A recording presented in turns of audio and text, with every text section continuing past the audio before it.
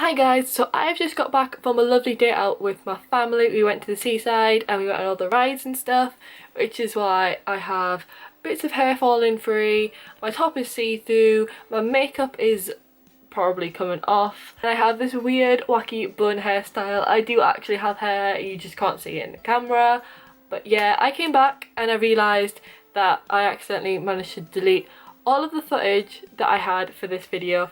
So here I am filming it again. I don't think I've ever had my hair up like this when I've done a video before, so it's really weird that it doesn't fit in the viewfinder.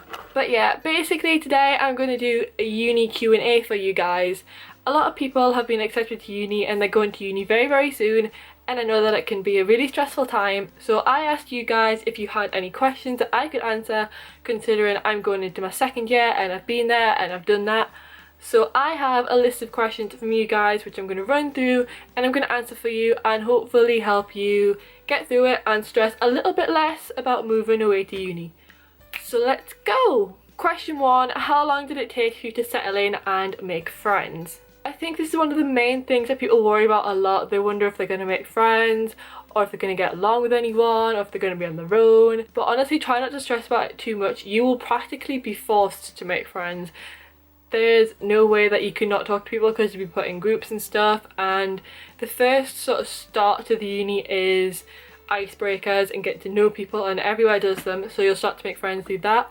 But you'll have flatmates and you'll have people on your course, and trust me, before you know it, you will have a group of friends behind you and you'll not even know where they came from. I'm not great at making friends, but I have a massive gang of friends at uni.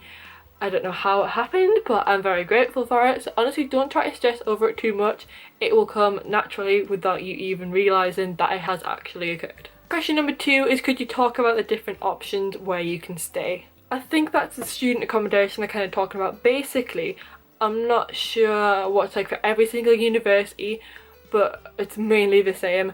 There's different kind of uni accommodations at each university because it's different like standards to the accommodation. You've got like lower standard accommodation, which is cheaper, and then you've got the higher quality, higher standard accommodation, which is more expensive. And then you've also got obviously ensuite or shared bathrooms, and shared are normally cheaper than ensuite as well, so there's different sort of options. We didn't get to pick exactly where we got put, but online when we signed up for like to be put into student accommodation, we got to say whether we had a preference for ensuite or shared, whether we had a preference for mixed or all the same sex, or whether we had a preference for private owned or uni owned accommodation. And they took that and your grades and your family like earning and stuff like that, and they place you into student accommodation based on all of that. I honestly don't know how it works, but they place you in student accommodation. So there's lots of different options. There's so many different uni halls. Like honestly, we have so many, like the whole campus is just spread out. But yeah, you get sort of like your preferences and then it sort of goes from there, but it's more in the uni's hands than it is yours. But honestly, try not to worry about it, because wherever you go, there will be people to talk to and you will make friends. But even if you don't get along with flatmates, don't worry about it. There's a couple of flatmates that we didn't get along with, but there will be someone you live with that you do get along with. So I wouldn't try to worry about it too much. It's mainly in the uni's hands rather than yourself, but they will give you a list. If you go online at the uni websites, I know mine does, the uni website will tell you the different names of the accommodation, how close they are to the uni, their prices and what's included and stuff like that. So it is all there for you and you honestly don't have to worry about it. Next question, what's it like living away from home? It is a bit strange. Like, I live with my mum, my dad and my sister when I'm back home, but when you move away on your own, you've kind of got to be more independent. You're kind of forced to be independent. You've got to make your own meals, you've got to sort out your own money, your own bills, get yourself from A to B. There's a lot of sort of responsibility which comes with that, and it is really daunting in the first few weeks. Like, you're kind of like, I can't do this, I don't know how to do this, but it gets natural after a while and you get into your own routine and your own sort of swing of things, and you've kind of got your own little life going on down there. And you do miss home a lot, but I tend to ring home and talk to them, and that helps a lot. And try and work out your transport like route to get home, so you know that it is there for you, and try not to worry about it too much, because there will always be a way that you can kind of get home, and there's always people that can help you at uni. Like, you're not alone, there's students, so sort of support for stuff like that. So honestly, it's not too bad. It's just kind of your own sort of independent living it makes you grow up really, really quick. It's literally like a transition. Like, I've changed so much since I've gone to uni. I'm so independent, and I was never like that before I went. So it's kind of a positive thing as well. So yeah. What's the best and the worst thing about uni? Best thing about uni is the friends you make, because I have so many and they're from all over the place. From literally all over. I have friends from like Manchester, Liverpool, some people are from abroad, and they're literally from like everywhere, all different accents, different walks of life, and you all sort of mingle. Whereas when you go to college, they're all from the same place, they all know each other, and there's no like a mix of different people or different accents. So yeah, I quite like uni for that. There's loads of different people that you can get on with. There will be someone that you are friends with. It will happen. You'll have someone that you literally just click with so fast. Worst thing about uni is probably living away from home, because obviously you do miss your friends, you do miss your family, and you're not always able to go to some events that they're planning. I know I've missed a few, but it's not too bad. It's just you get used to it, but obviously you will always miss them and you will always enjoy being back home. And yeah, I think that's the worst thing about being away, but that's always going to happen and that's always going to be one of the worst things. But honestly, you will be fine. Do you get to pick who you share rooms with? Our university, I don't think you do. I think Teesside Uni had sort of double rooms when I looked at it. I don't go there, but when I looked at it, they had double rooms with like 2 double beds. I don't know if you can pick. It was more sort of like they had a little bit of a lenience for like couples and stuff, but my uni, you don't get to pick. You kind of put into your accommodation and other people are put into the accommodation with you. So basically you have your own room and you share bathroom if you've got shared bathroom, or you have your own like in your room if you don't, but you share sort of like your kitchen area and stuff like that, and your seating area, and you also share like a washroom for your clothes. So there's loads of different people, but you will get put with random people in your flat. It does happen, but honestly do not panic over it. We got put in 2s. There was 2 people in my flat which did the course that I'm on with me and another person. And there was another set of people which did the same course and another set of people which did the same course. So you were in sort of 2s. There was someone on your course. So it wasn't too daunting and there was someone to go with on the first day. So that really, really helped. But try not to stress over it too much, because I found that I get along really well with a couple of people that I lived with and I didn't even know who they were when I moved in. It's sort of, you don't do the same things but you get along really, really well. It doesn't clash or anything. And it's honestly great because you're sort of forced to make friends with different people who you wouldn't make friends with if you went to your uni lessons, because they're in a different sort of building to you, in a different subject, so you'd not cross paths with them at all, but you've been put with them to live with them, so you get along with them, which is really, really helpful. But you can pick whether you want to be mixed or you want to be single sex accommodation. I went for mixed because I feel like it was nice to have a mix of boys and girls to talk to, and there's some things girls know and can do, and there's some things boys know and can do, and that is really, really helpful. So yeah, the answer to that is you don't get to choose who you share with, but honestly I wouldn't worry about it, because there'll be someone that you connect with and get along with who you wouldn't necessarily bump into being on your course. So honestly, chill.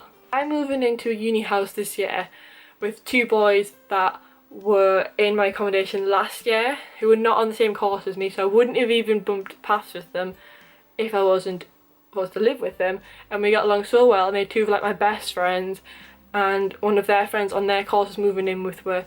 And yeah, like stuff like that happened. Like I would never have met them if it was just going by your uni course.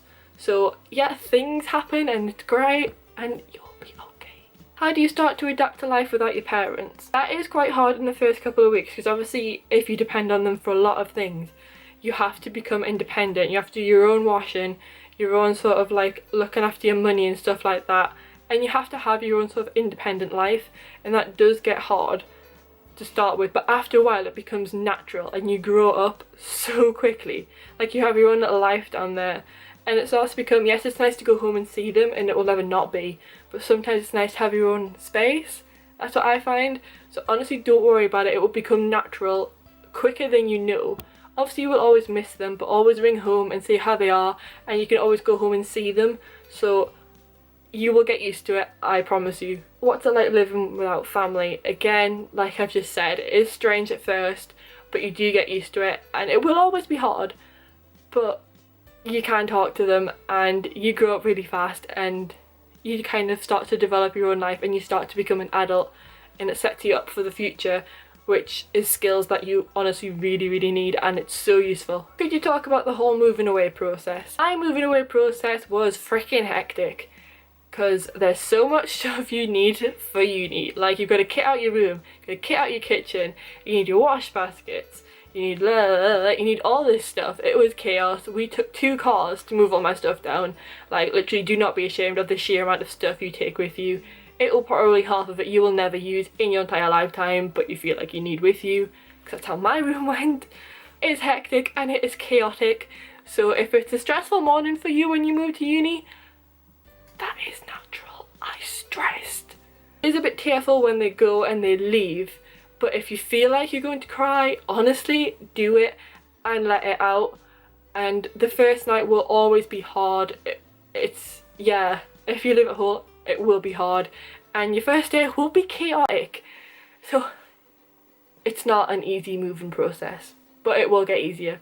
What's university like in the UK? This was asked by someone in America. I'm not entirely sure how university works over in America, but basically we have uni halls that we live in. I think we had 6 in our flat. We each have our own room, and we shared a kitchen area, and then that flat was in a complex with other flats, if you get what I mean. Like, we had blocks and there was so many flats in that block, then there was the next block next door and there was so many flats in that block, and the whole set of blocks shared like a washroom with so many washing machines and stuff like that. So that's how that happened, and there were security gates for us. And then in terms of our classes, there was different buildings that we went to depending on what course you were doing, and our timetable would tell us what building we're in and what room number.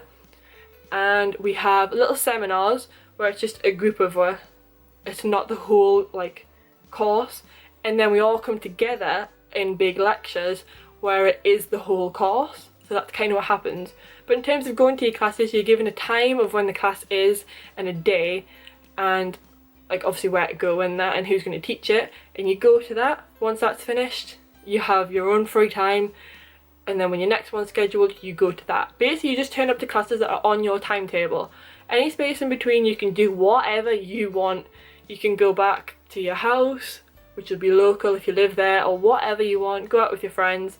And in terms of coursework and stuff, most of our modules were part coursework and part exam. First year we had to get 40% overall between the coursework and the exam, so you could get like past the year basically. But next year, second year, it's 40% in the coursework and then 40% in the exam. So it gets harder second year. But yeah, that's basically what life is like at university in the UK. I think I explained that. Did I explain that? Did that make sense? Does anything about university make sense though? Does student life make sense? Your answer is no. Final question is personal statement. Personal statements are not the easiest thing in the world to write. It took me about literally 10 drafts to write my statement, because yeah, I had no idea what I was doing. But we were given a list of things to add in and include for a personal statement. We were given sort of tips and topics to use. Basically, with a personal statement, I'd not be able to talk about it in a couple of seconds that I've got to fill this video, so I might do a blog post on it. Chloe, you're the one that wants a personal statement. I will do a blog post on it for you, and hopefully that will help you. But basically, key things off the top of my head that I can think of. Try not to be too personal. They don't want a sob story. They'll have about 20,000 of them and they will get bored of it. It's no offence to you or anyone who's writing their personal statements. The unis honestly just will not care. Try not to be like, I wanted this my whole life. Sort of like, don't beg. They will be like, 50,000 people have been begging me already. And show them passion. Show them this is the only thing you want to do. Show them why you think you are good at it and why nobody else should get it. Basically, you need to sort of big yourself up to be something absolutely massive, which I'm sure you all are. I'm sure you are all amazing people, but you have to beat the queen. Basically, you have to big yourself up and talk about yourself, put the whole personal statement, and give them a backstory, not a sob story. Give them a background, sort of your education, what you've been doing, what you've done to build up to this sort of thing. They basically just want to know why you want to do this and why you don't want to do something else. Is basically all they want to know. So if you want more ideas or tips on that, I'll do a blog post for you. So yeah, that was my uni Q&A. I'm sorry about this. I do have hair, just to clarify. It just doesn't fit in the viewfinder because I'm sat on my bed and I'm too tall, and if I move the camera up, then it's not a pretty angle. This stray bit of hair has been annoying me the whole video. I don't know if it's been annoying you, but it's been annoying me. It's also been annoying me that my top is supposed to be white and it's gone off-white, so that was annoying me, and these wrinkles on my forehead have also been annoying me. But that was my uni Q&A. I hope it was helpful for you guys. That's basically all I wanted to do, because I would have liked this when I first moved into uni. I don't know why I didn't Google stuff like this, because it was hard. But I hope it was helpful to at least one of you, and I hope it helps you de-stress a little bit, because honestly, everything will become natural after a while. The first few weeks you'll be like, oh my freaking god, what am I doing? I give up, I'm not going. That camera shake just basically evaluated my whole life. Be like, I give up, I'm not going, I'm unpacking, I'm not going, I'm signing off, bye, see ya.